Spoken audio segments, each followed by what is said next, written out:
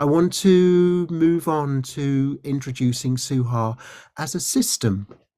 Now, we're going to be using this term Suha, which stands for sustainable happiness, in a couple of different ways. So, one way is the phenomenon of sustainable happiness, happiness that is sustainable in terms of impact on our world, but also that we're going to be looking at Suha as a system that goes beyond just sustainable happiness, but it's also an approach to supporting well-being and also strengthening change-making skills. And it's a hybrid. I kind of think of it as a hybrid inspired by healing martial arts, a bit like Tai Chi, but also drawing a lot from particularly my background of 40 years in health psychology, permaculture, systems thinking, storytelling, and change-making skills. So there'll be a number of influences that we weave together.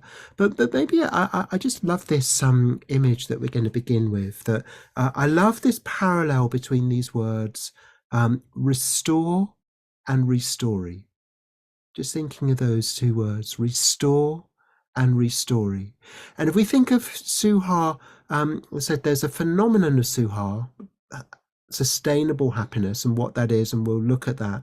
But there's also Suha as a system, Suha as approach, a healing system. And this lovely image here of somebody being massaged on their temples. And I'm just going to invite you to do this just right now, wherever you are. Just like massage your temples.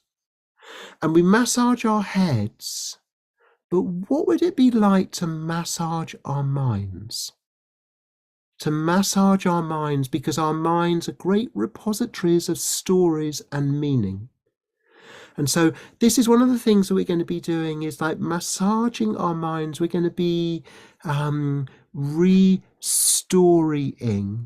well-being and happiness. The idea of restoring is going to make sense a bit as we go along, but I'm going to start with a story about an approach to happiness that undermines it, an approach to happiness that also threatens our world. And this story you may be familiar with. I'm guessing that you've probably heard of King Midas. And King Midas was Phrygia. Phrygia is in what is now modern day Turkey, between the Black Sea and the Mediterranean Sea. And he was granted a wish by Dionysus, the ancient Greek god of celebration. You probably heard of this. He was granted the wish that anything he touched turned to gold.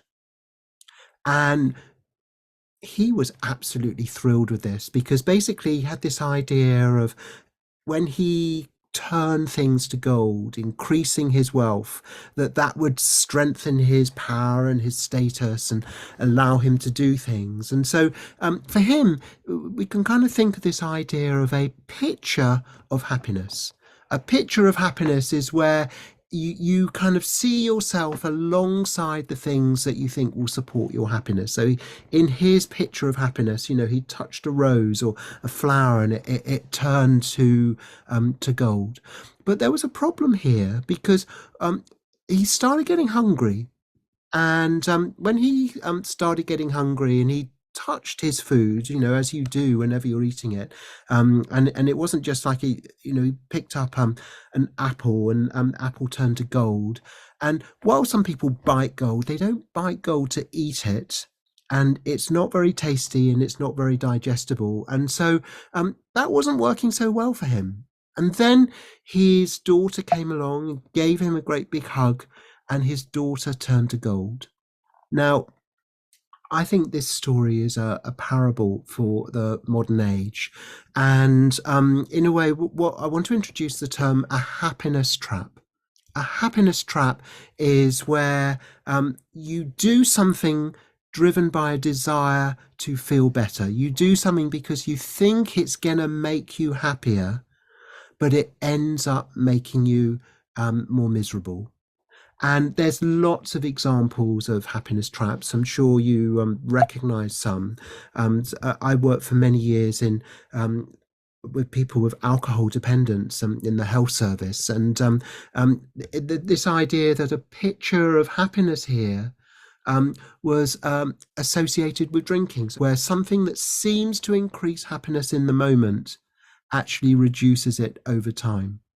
And I'm wondering if you recognize this. I wonder if you recognize, as I certainly do, lots of occasions where I've done something because I think, oh, that will, that will give me a boost. Or, um, yeah, I'd love to do that. That will be really great. I have a kind of picture in my mind of me and doing this thing or having this thing and a big smile on my face, a kind of inner model of a picture of happiness. But when I get there, it wears off pretty quick, and it's often or sometimes followed by regret. I'm just wondering if you recognize this. Feel invited just to write in any examples in the chat window, that we're looking at attempts to make us happier actually increasing misery.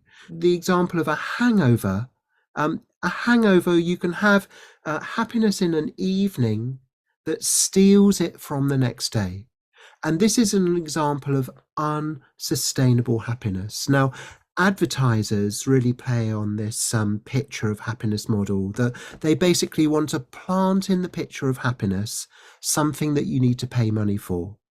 And some things that we pay money for really do make a real difference and do have more lasting effects. But very often, and certainly the research on consumerism shows, that the more people rely on consumerism, on buying things to as the kind of main pathway for happiness, that it can lead to what's been called the hedonic treadmill, where you get something, you get used to it, and you need more to get the same effect, and you end up feeling more miserable. But the other side of this, and just by the way, on that, there's a piece of research that shows that countries that spend more on advertising have higher levels of depression. But what also, and part of that is that when you're constantly bombarded by images of people smiling with things that, particularly if you don't have them, you can compare yourself with those images and feel that you're missing out, feel that you're somehow deficient in some way, feeling that you're not reaching that kind of picture of happiness in a way that leaves you more miserable. So that may be one of the factors in why countries that spend more on advertising have higher levels of depression. But it's interesting that over the last 40 years or so, that the material wealth and spending has like massively increased of people in richer parts of the world, but the happiness hasn't.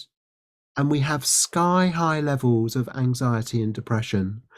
But there's another side of this too, which is that if everyone lived a Western lifestyle, that if everyone lived like the average European or North American, we'd need 5 planets to provide the resources and cope with the waste. And so what happens is that the materialist approach to happiness is going to lead to a divided world, because it's not affordable by everyone. And you have the haves and the have-nots, and it kind of leads, it's a happiness trap. Now, I also just want to come back to King Midas. Everything he touched turned to gold, and when he hugged his daughter, he was devastated. And what's happening with our modern society is that we're touching forests, and like the Midas touch, we may turn them into money, but in a way that we're all losing from. And we are living at a time of a catastrophic decline in wildlife. The Living Planet Index is a measure of biodiversity. It's been steadily falling over the last 40 years. It's staggering, the loss of wildlife. So that's part of the background. And some people say, well, what does it matter to me? What does it matter to me if there's less wildlife? But I find this image here of somebody on an overhang of rock digging for treasure. And this is an image of a system pattern called overshoot and collapse. So overshoot is where you stretch too far, but in a way that erodes or undermines whatever it is that holds you up, the carrying capacity. And in this image, it's the rock that's the carrying capacity. But in a way, we could say that this is like what's happening with nature, what humans are doing to nature, that digging for treasure we're destroying what holds us up, what destroying what holds our whole we're experiencing with the climate system, but it's on many different aspects that we're threatening a collapse of our system, the ecological systems on which we depend.